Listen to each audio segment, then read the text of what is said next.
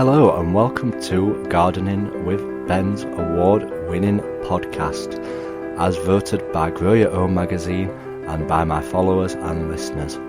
So if you're new to the podcast, make sure you click that subscribe button to stay up to date with all our podcasts, listen back to all our previous episodes, sit back, grab a brew and let's enjoy today's episode. Hello and welcome back to Gardening with Ben. Well, if you've seen all my posts online today, spring is in the air. It certainly is. It doesn't arrive until later this month, but it certainly felt like spring today. Definitely. And the weather is being absolutely fantastic this morning and this afternoon. It's getting cooler now as I'm recording this, but it has been a fantastic day for gardening, and I hope you've all managed to get out in the gardens or in the allotments and got some work done and enjoyed being out in the fresh air like I always do, because that's the thing that I enjoy the most about being in the allotment. You're just outside in nature, just in the fresh air. I go down, come rain, come shine. I'm always down at the allotment whenever I get a chance to go when I'm not working, and I certainly make the most of it. And today I certainly did that, and I didn't get home till like 3:30 today, and I got there about 10 o'clock, so I've spent a good amount of time there today. And if it's like this tomorrow, fingers crossed, I may be there even longer, because I'm working on my new area, which I've been talking about quite a bit, which is my new fruit area, the bit that I've been concentrating on and spending the most money on at the moment. And when I'm saying I'm improving it, I've planted all my strawberries in this area. I planted those about a couple of months ago. I also planted 2 Victoria plum trees, which I got cheap from Tesco's. They'd been reduced to £2.60 from £7, so I couldn't resist not buying them. I bought 2 red gooseberry plants, which hopefully will have some delicious fruit on them. I bought 2 blueberries for it as well. I bought 3 thornless blackberries. I've purchased my grapevine, which I forgot to check on today actually. I planted it about 4 days ago, so I should have checked on it really, so that's what I need to do tomorrow. I'll remember to check on it and see how well it's growing.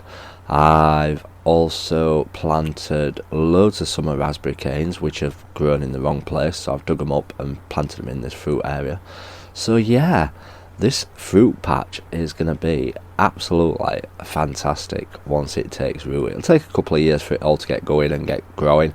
But yeah, it's going to look absolutely amazing in a couple of years' time, and I'm really pleased with how it's looking up to now. But I'd just planted them. I'd not tidied up the area or anything like that. And as I've been saying, this month for me is maintenance month down at the allotment. I've done all the digging over. I've got everything ready for this year, and now I'm doing all my improvements, what need doing to the plot, the bits that I've been putting off at the moment because I wanted to get it all dug over and stuff ready for the springtime, really ready for planting out when it comes to it. So this month is all about maintenance and doing any fixing, doing any improvements, making it look nicer, tittifying it, if that's a word. But yeah, definitely doing all the improvements. And one thing about this area is that I'd built my beds too big. I couldn't walk down the paths because I've got massive feet. I've got size 12 feet, and I couldn't fit my feet down the paths, so I've had to widen them to make it sure that I can fit my feet down. I tend to usually leave enough space for a paving slab. That's the usual width that I usually leave for my paths. Even though they've not got paving slabs down, what I do is I create it to make it wide enough, just in case I manage to get hold of some, and then I can put them straight down on top of the black membrane, and yeah, they become a path then. And eventually, fingers crossed, we will get all the allotment paved, all the paths paved. That is the plan over the years. I keep getting a few more paving slabs every single year and keep doing it up. So yeah, it's all coming together pretty well at the moment. So I'm looking forward to that. So we've been widening the paths. The next job was to re-put up my fencing, not put up new fencing, re-put up my fencing. I've been collecting old pieces of wood over the years, like you do.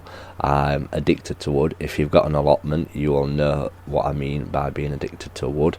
If you see wood, you will collect it and you will use it eventually.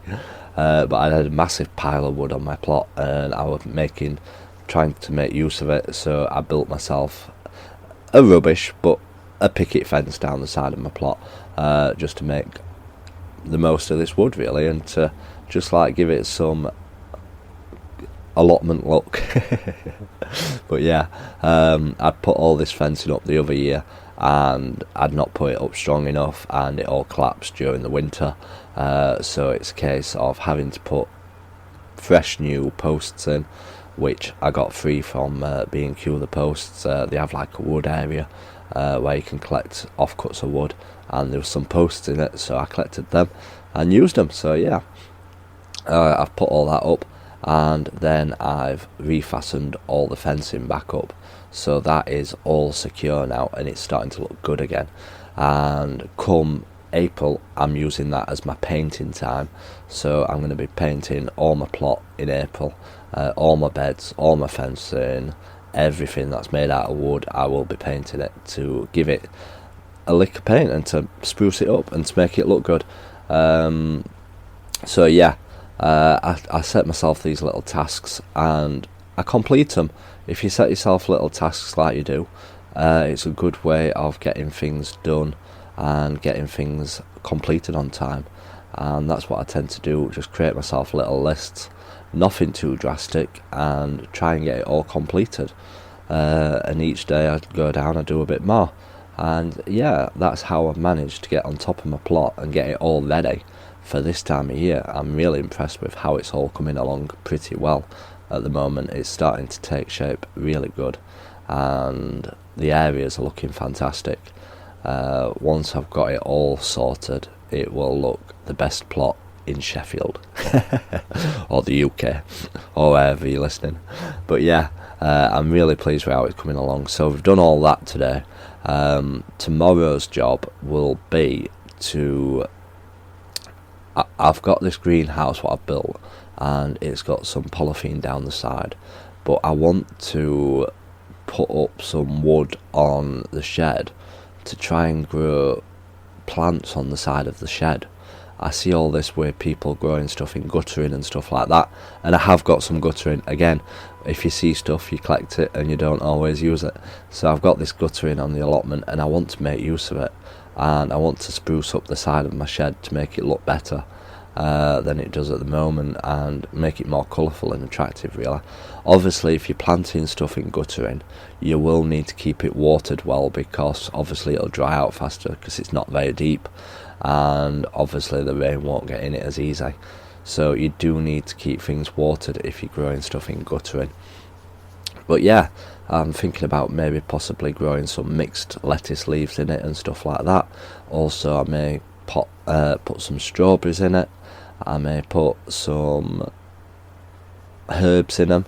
But yeah, I want to make it a green living shed, if you get me. Add lots of greenery and colour to it and make it look nice rather than a dull old shed. So yeah, that is my plan, to get some guttering up tomorrow. So we'll see how we get on with that. Like I said, I'm not very good at DIY. Things don't always last. But yeah, hopefully we can get it all up and get it all sorted, and I can't wait to show you what it looks like, as obviously I do keep sharing stuff on Instagram and on Facebook. So if you're not following me on Instagram and Facebook, give me a follow at Gardening with Ben, and you will be able to see all the photos and how things are coming along pretty well on my plot. And hopefully you'll be as impressed as I am, because like I say, I've had my plot for 16 years, and each year I just keep doing a few more improvements to it and making it look better and nicer and easier and manageable. The manageable bit's the main key area of gardening, making sure that you can keep on top of it and get things done. So yeah, it's been a good day today, and like I said, hopefully it'll be another good day tomorrow. I'll only be down on the plot 3 days this week, as swapping from nights to days, I obviously am asleep most of the day on the day that I finished, so I lose a day.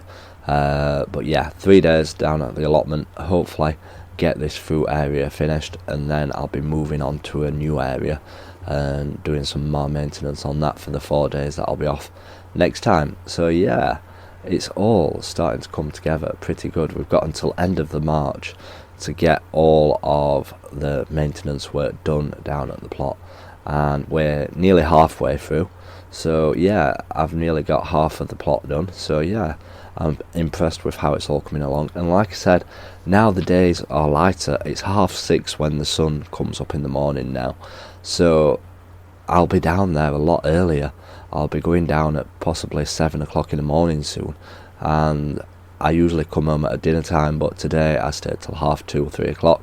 So yeah, I'll start spending more and more time down at the allotment, and hopefully we'll get much more completed down at the plot and getting things in shape for the year to come.